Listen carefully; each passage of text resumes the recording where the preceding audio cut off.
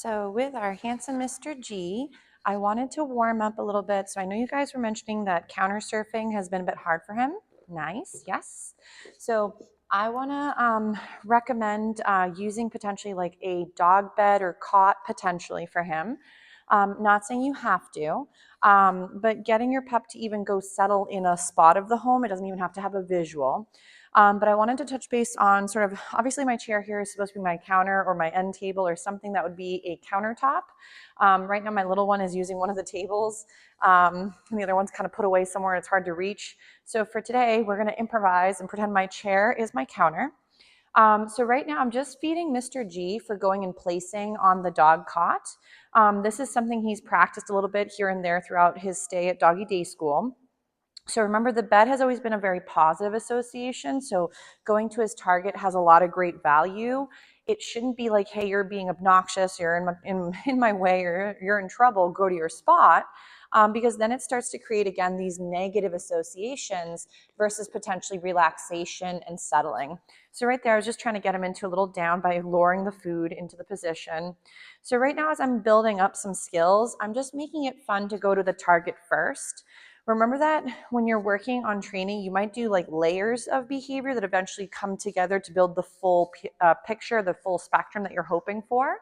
So right now with Mr. G, I'm just feeding for going and being targeting on his mat. I might then on purpose move around. I didn't apply my stay. It's right now I'm almost like implied stay, but again, you could go stay and then rock the stay position, with your cue there. So all I'm trying to do is get him comfortable with holding his position and build up this duration. So remember, I started close by. Then I might throw in a little bit of movement, but my movement shouldn't equal more difficult for him. If, again, we're not getting these types of responses, we might have to start off like, again, really nearby. Remember, there's those 3 Ds of training. So your duration, so how long can your puppy do something well, but also how long between the intervals of food while you're reinforcing to create value in a certain skill or behavior. So right now my duration is maybe every 3 to let's say 10 seconds, give or take. So I might add some movement around my chair and then go ahead and feed him for this. So remember, a lot of times, as opposed to saying off or no, or some of these other skills, or that's enough, is remember that a lot of times that doesn't teach your dog what you'd prefer. So I much rather ask my dog to do something that isn't conducive to doing 2 things at once. So if he doesn't quite know how to leave a cabinet or a countertop alone, one, we want to make sure it's still tidied up. So remember how I mentioned a little bit earlier, we want to puppy-proof things just like we would small human-proof things. So if my littlest one obviously still thought choking hazards were kind of cool to put in your mouth, I wouldn't leave out things. Ready? Gus, Gus. I'm going to bring him back to his bed. Nice. And then see if I can set him up. Beautiful. Ready? Down. He's like, I guess so. Nice, right there, beautiful. So if he goes to wiggle, not a huge deal. I would just reset him up. But if, for example, your littles were constantly grabbing choking hazards, that would normally be on the adults to make sure that it's not them getting into trouble with something they can't handle mentally or physically at the moment. So for Mr. Handsome, if we have items on the counters that he's able to swipe and reach and grab, from the dog's perspective, remember, they're going to always be scavengers. It's kind of how dogs have survived for hundreds and thousands of years. So if, let's say, he's having a hard time with his bed, right there, yes, nice job. I'm going to go ahead and feed for that. Good job.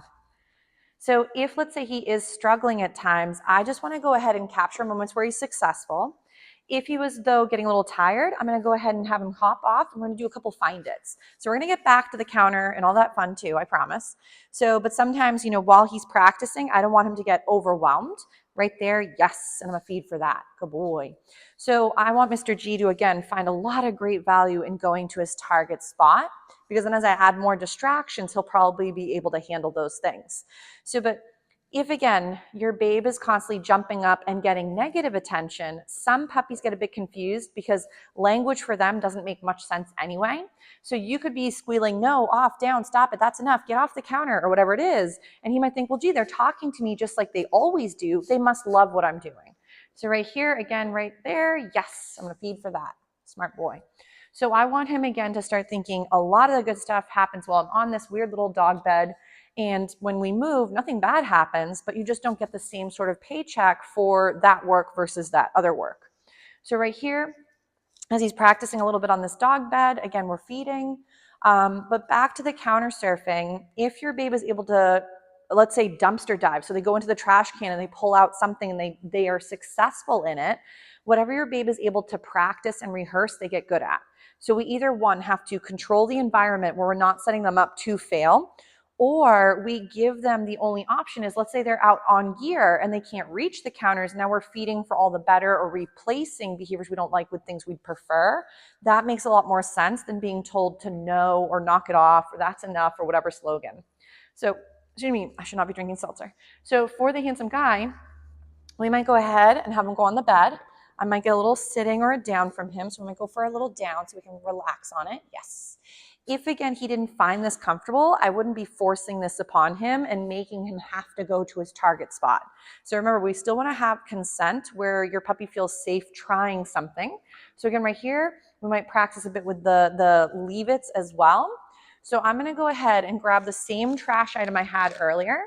I'm going to go ahead and set it up on the chair. He's like, Lady, I'm ready. So I'm going to go ahead and bring him back to his bed, have him sit. Nice. I'm going to go ahead and feed him for that. I'm going to tell him to stay. And now I'm going to plop the trash, which again, notice how he's interested. So we're going to bring him back. Sit.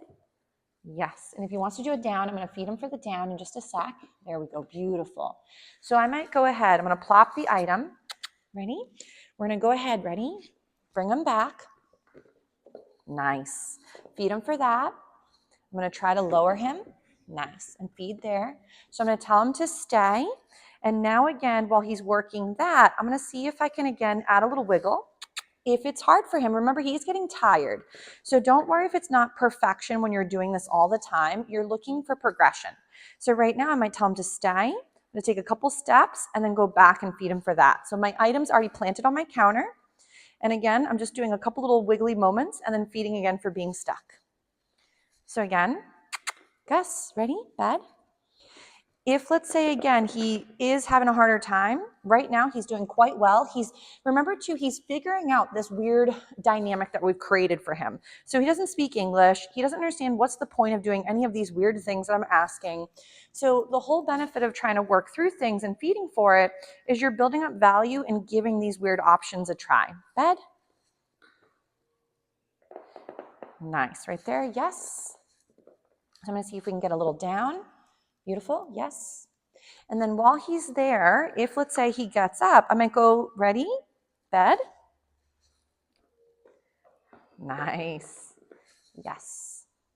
So I'm going to see if I can try a little bit while he's there, do my little loop like I did earlier, and then start to feed for the softness here. So you'll see that a lot of times I try to break down things into little steps. If my puppy though says, you know what, I'd rather right there, yes. So I sometimes will use my positive interrupter because that can sometimes be more well associated for the puppy because we practice that maybe a little bit more than we've done our leave-its for now. So my trash is there on the counter. I might see, again, if we can meander and maybe he might notice it. So again, he's like, hold on, these toys look amazing. So I might go, Gus, come, throw in another little recall. Beautiful, feed for that. And what I'm looking for him to do right there, leave it. Gus. Yes.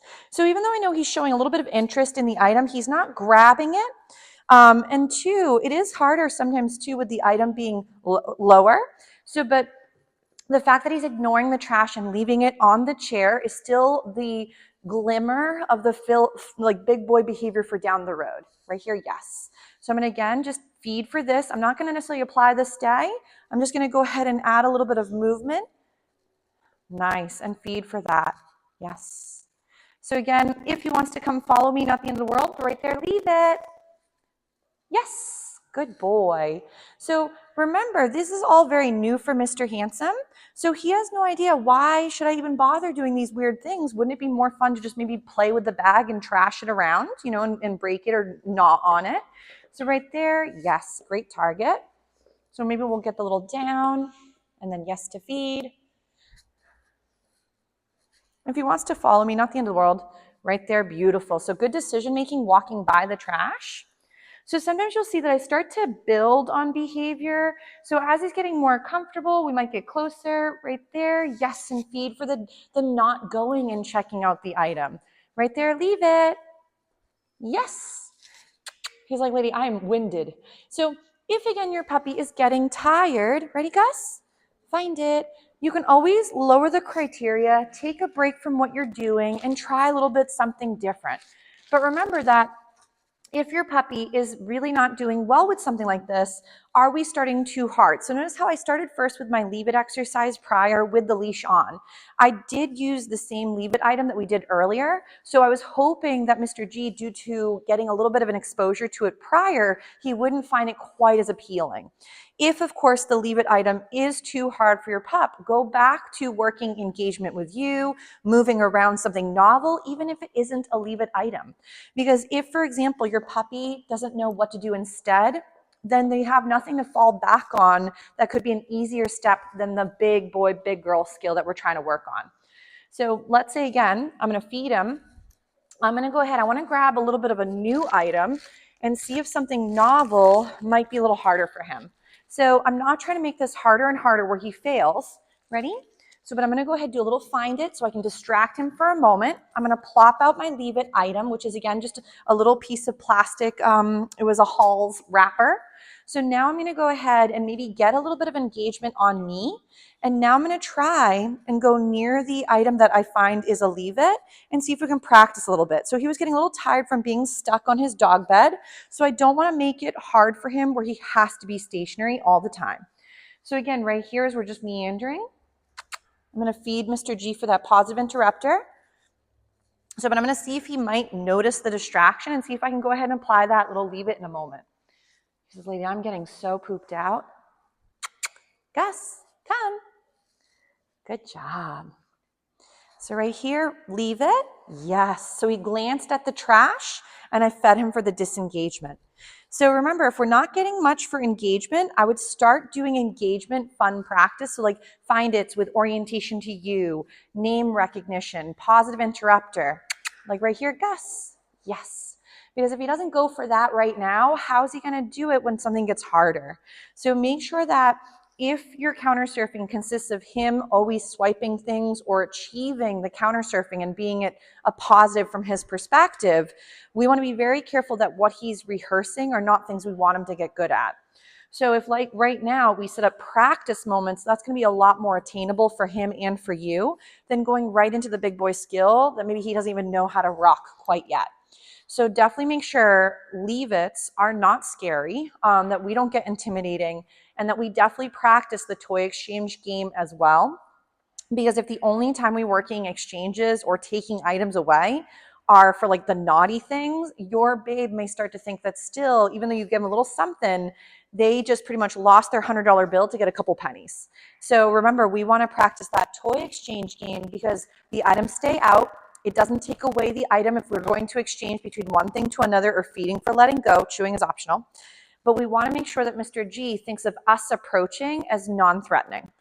Because if your puppy did grab something dangerous and now they think, woohoo, play the keep away game or the gingerbread man, watch me go, you'll never catch me now, is the problem with that is as they're running away from you, they could then be ingesting that product.